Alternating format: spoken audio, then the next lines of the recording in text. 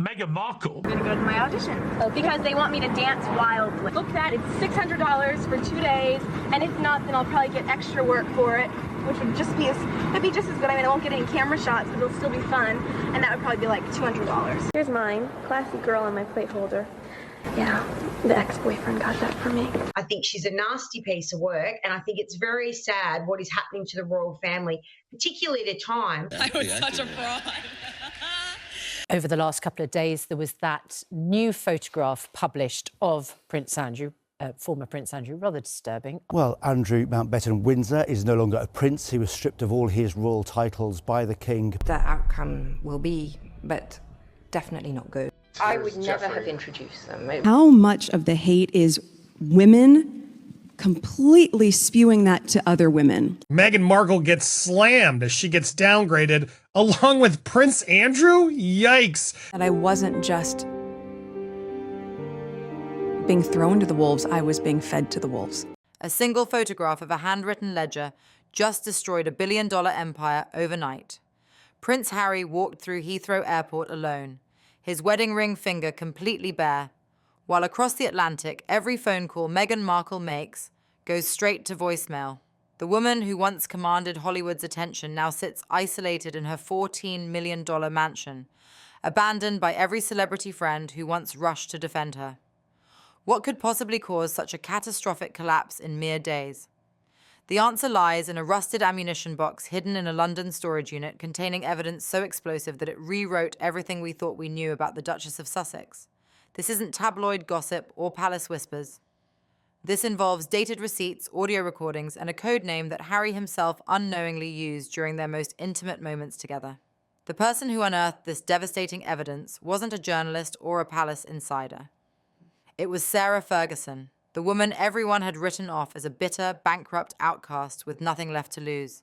And what she found connects Meghan to Prince Andrew in ways that make the stomach turn.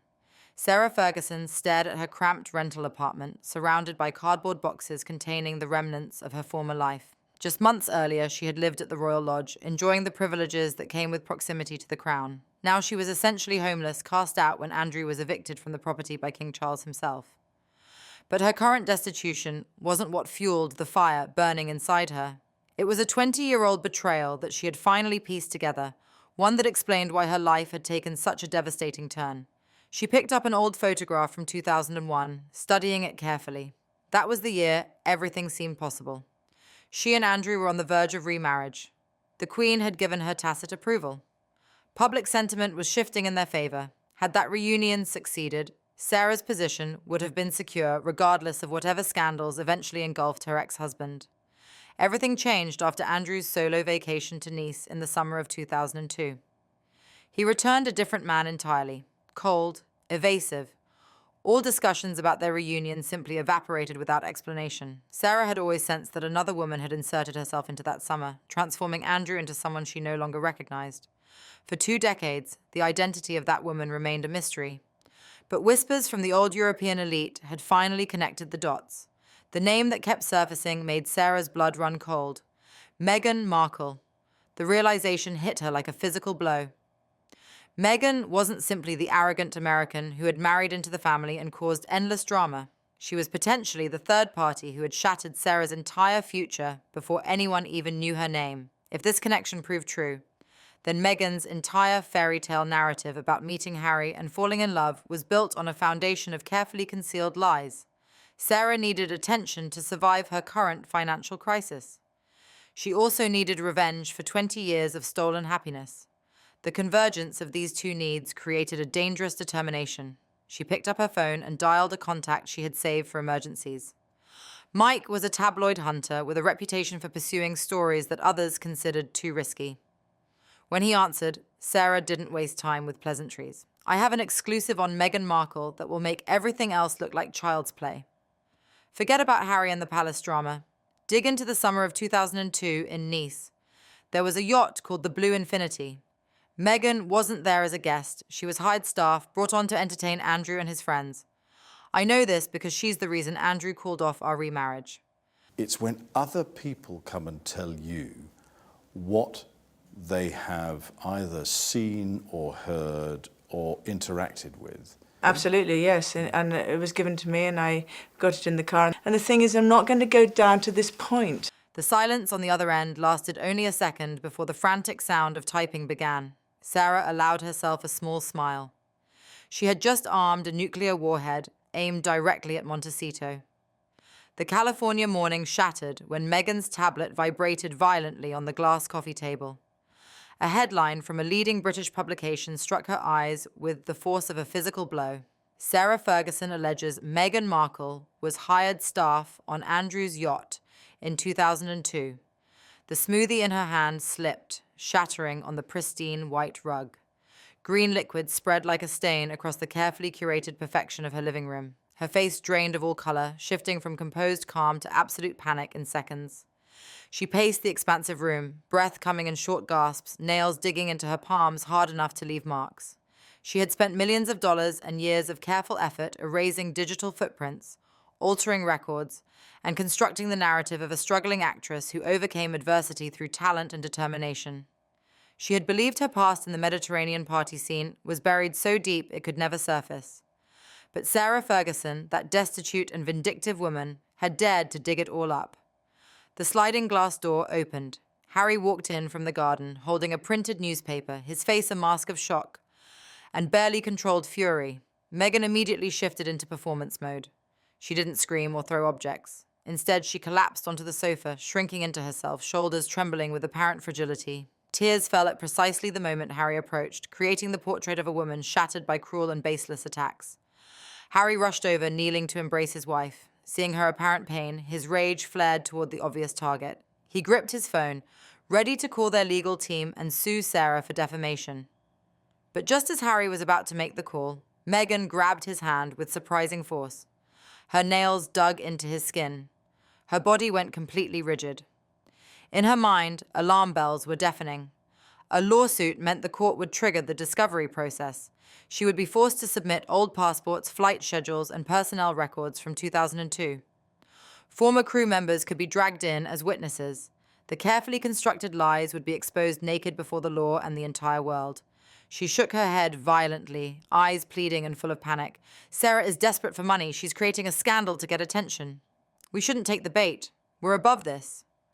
Harry looked at his wife, confused by her rare retreat from a legal battle. Meghan had never shied away from using lawyers as weapons before. But seeing her apparent misery and trembling body, he softened. He believed she was trying to protect their family from toxic noise. He put the phone down, accepting silence as she wished. But Meghan's silence was a fatal mistake. In London, Sarah Ferguson sensed that her opponent didn't dare fight back. That silence was as good as a confession. She knew she had hit the mark. That evening, Sarah decided to escalate the war dramatically. Through an anonymous social media account, Sarah leaked a specific and chilling anatomical detail. She wrote that Andrew had once bragged about an American girl on the yacht who had a small butterfly tattoo on her left lower back. He called it the Mark of the Wild. She wondered publicly whether the Duchess of Sussex had removed it yet. This information activated millions of internet detectives within hours. An old bikini photograph of Meghan from 2003 on a Malibu beach was unearthed and analyzed. When people zoomed in on her lower back, a faint, slightly raised scar became visible. It was the classic sign of incomplete laser tattoo removal. Meghan looked at the photograph going viral across every platform. Her face went bloodless. She stumbled backward, bumping into the table edge. Sarah wasn't guessing. She knew details about Meghan's body that only someone with insider knowledge could possess. The first mask had been peeled away, exposing a glimpse of the truth beneath. Meghan's initial strategy of silence quickly shifted to a passive counterattack. She didn't appear directly to argue, as doing so would lower her status as a duchess. Instead, she activated the powerful media network she had meticulously built in America. Within 24 hours, a series of articles from anonymous sources appeared simultaneously in prestigious magazines. Their content was carefully crafted to attack Sarah Ferguson's credibility. Headlines ran thick and fast. The desperation of the Duchess of York when poverty turns to paranoia. Through her representative, Meghan sent a patronizing message expressing compassion for Sarah's current situation and a willingness to overlook these baseless fabrications, viewing them as the sad product of a woman facing financial and mental struggles. At the Montecito mansion, Meghan sat before her computer, scrolling through the articles shaping public opinion. She believed she was winning the war for moral points. The public would surely see Sarah as a washed-up old woman spouting nonsense out of jealousy. But Sarah Ferguson saw right through that act of false nobility. She read the articles calling her paranoid and a peddler of fake news. The anger didn't make her lose control. It made her colder and more ruthless. She realized that attacking honor wasn't enough. She needed to attack something more private, more sinister, something Meghan couldn't extinguish with a PR team. Sarah chose to deliver the most vicious blow not through a loud interview, but through an audio recording sent anonymously with deliberate intent. The recording went viral instantly. In it, Sarah's voice resonated low and haunting, recounting the days she tried to reconcile with Andrew at the Royal Lodge in 2003. She described the stifling atmosphere of the royal bedroom during cold winter nights. Andrew, often drunk to escape reality, would pass out on the armchair. Sarah, as the ex-wife who still held lingering affection, stayed by his side to care for him. And in the silence of the night, she heard it. Andrew began to talk in his sleep. Not meaningless mumbling, he called out a name. His voice in the dream was neither angry nor fearful. It held desire. Andrew called Meghan's name while in a deep sleep. Sarah described in detail how Andrew sounded when he said that name. She asserted it was not the name of a social friend, nor of his children. It was the sound of a man recalling deep, carnal intimacy. This detail carried more destructive power than any financial evidence. It implied a physical and mental connection between the uncle-in-law and the niece-in-law that made listeners shudder. In Montecito, Harry was the one most heavily impacted by this revelation. He sat alone in his dark office, completely isolated from Meghan. He listened to Sarah's narration repeatedly. The vivid description made him see the scene before his eyes. Harry felt his stomach churn. He recalled the times Meghan had met Andrew. She never showed the reservation that others displayed regarding his scandals. She always had a strange comfort, a silent understanding in her eyes. She once told Harry that Andrew was the most interesting person in your family. At the time, Harry thought it was openness. Now, that sentence echoed in his head like a confession. Harry needed the truth. He could not live in this filthy suspicion. He knew he couldn't ask Meghan directly. She would cry, play the victim, and accuse him of not trusting the woman who sacrificed everything for him. He needed an objective source, someone who had been there and witnessed it all, but was forced to remain silent. Harry remembered Steve, Andrew's closest royal protection officer in the early 2000s. Steve had been Andrew's shadow, accompanying him on every trip, including private vacations. But Steve had been mercilessly fired by the palace and stripped of his pension after the Epstein scandal broke, becoming a disgruntled recluse. That night, when Meghan was asleep, Harry opened his personal safe and took out an old satellite phone, the only means of communication that left no digital trace. He found the emergency contact number he had saved years ago. The call connected after long rings in the silent night. Harry didn't beat around the bush. He asked Steve to confirm the presence of an American girl on the Yacht Blue Infinity in August 2002. He didn't need her real name. He needed to know how Andrew referred to her. The line was silent. Old loyalty and non-disclosure agreements battled with resentment and the generous sum Harry promised. Finally, the truth buried for 20 years was revealed. Steve confirmed that a dark-haired American girl, very articulate and full of ambition, had been there for 3 weeks. But what left Harry dead inside was not her presence. It was the nickname Andrew had given her. According to Steve, Andrew didn't call her Meghan. He called her by a private code name full of possession and favor, Black Pearl. Harry dropped the phone onto the desk. The whole world collapsed beneath his feet. Black Pearl. That was the very nickname Harry had used for Meghan during their first days of secret dating in Botswana under the romantic starry sky. When he whispered that name for the first time, Meghan had teared up, hugged him, and said, "No one has ever called me that. It is the most beautiful name. It is our destiny." A blatant, cruel lie. That nickname was not a creation of love. It was the residue of a sordid past. She had brought a name from debauched parties with his uncle into their sacred marriage. She had recycled the script used to seduce Andrew and applied it to him. Harry buried his head in his hands. The feeling of betrayal hurt more than any physical wound. Sarah Ferguson received Harry's message like a lighthouse in a dark sea. It was not just a request, it was her only lifeline. She knew time was running out. An insider source had warned her that Meghan's legal team had completed lawsuit filings. If Sarah couldn't produce physical evidence within the next 24 hours, she would be crushed by the Sussexes' multi-million-dollar legal machine. But Sarah knew the evidence existed. Andrew was a narcissist with a pathological habit. He always kept trophies of his conquests: plane tickets, hotel bills, and especially meticulous expense logs. All of Andrew's belongings had been thrown out of the Royal Lodge 3 months ago by order of King Charles. Currently, the legacy of a prince lay piled like trash in a damp self-storage unit on the outskirts of London, which Sarah had rented under a false name. At 10 o'clock at night, rain poured down on London. Sarah drove her old car to the warehouse. The area was silent as the grave. She opened the rolling door of Unit 104. The smell of mold and paper dust assaulted her nose. Under the flashlight's beam, hundreds of cardboard boxes appeared, stacked chaotically to the ceiling. Sarah rushed in, searching frantically. She used a box cutter to rip open cartons, tossing aside old uniforms and dusty medals. She was looking for a specific object, a moss green iron ammunition box. It was Andrew's Pandora's box, where he hid the darkest secrets that even Sarah was forbidden to touch when they lived at the Royal Lodge. During the hasty move, she had secretly shoved it into a box of miscellaneous items, sensing that one day it would save her life. The clock struck 2 in the morning. Sarah, exhausted, slumped onto the cold concrete floor.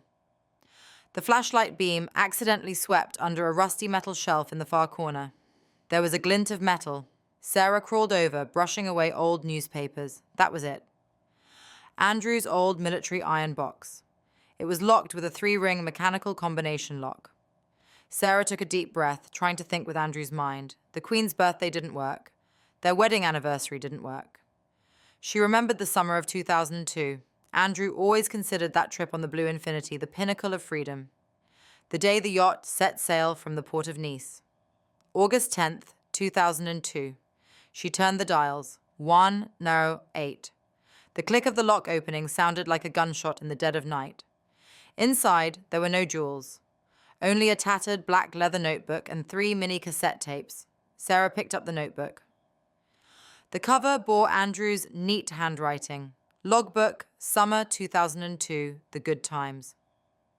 She flipped through the pages. Huge numbers appeared. 50,000 talents for wine.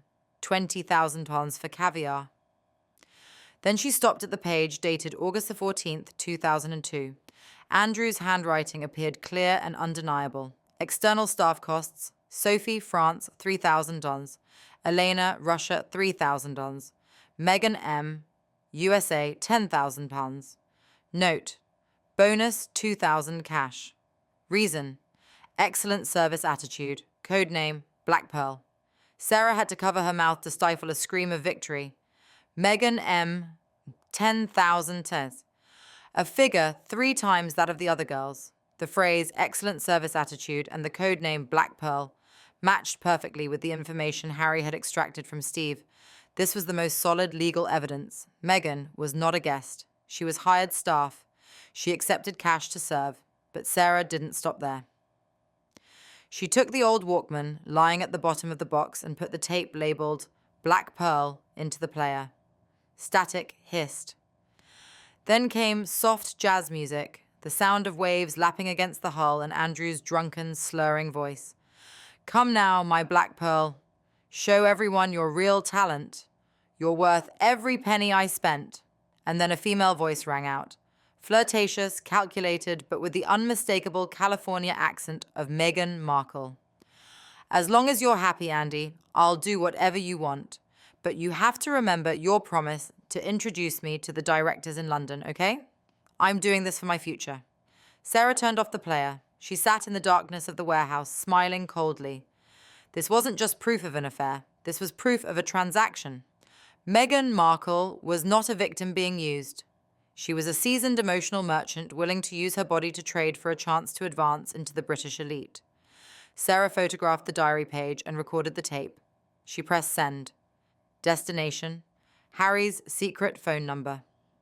The dining room of the Sussex mansion was flooded with California sunlight, but the air inside was as cold as a morgue. Meghan sat at the head of the table, trying to maintain a facade of normalcy. Opposite her, Harry sat motionless as a stone statue. Harry's phone vibrated. The screen lit up. Sender, Sarah Ferguson. His pupils contracted. He picked up the phone and stared at the screen as if looking at his own death. Then he slowly turned the phone screen toward Meghan. The photo struck her eyes. Andrew's handwriting. The figure, 10,000. Code name, Black Pearl. The fork in her hand fell onto the porcelain plate, creating a piercing clang. Harry pressed the attached audio file. The luxurious space was invaded by the characteristic static of magnetic tape, jazz music, waves, Andrew's slurring voice. Come now, Black Pearl, you're worth every penny I spent. Then the female voice rang out, her own voice from 20 years ago. As long as you're happy, Andy, I'll do whatever you want. Remember the promise to introduce me to the directors in London. The tape ended. Silence returned 1,000 times heavier. Meghan bolted up, her chair crashing down behind her. It's fake! It's all fabricated! Harry didn't argue. He just looked at her, then at the phone screen. He shook his head slowly, a shake containing ultimate contempt. He stepped forward, leaned close to Meghan's ear, and whispered 2 words. Black Pearl. Meghan collapsed. Her legs gave way. She fell to the cold floor at Harry's feet. That name, the love nickname she had deceived him into using, had become the most damning evidence of guilt. Harry looked down. He didn't see the wife he loved. He saw only a person who had sold herself for $10,000 and used him as a tool to whitewash her past. He pried her hands off his legs. The movement was decisive, cold, like removing filth clinging to his trousers. Harry turned his back and walked straight out of the dining room. The thick oak door slammed shut right in her face. In the hallway, 2 suitcases Harry had prepared the night before stood starkly. He picked them up and walked away without glancing back once. A characteristically cold, rainy night in England.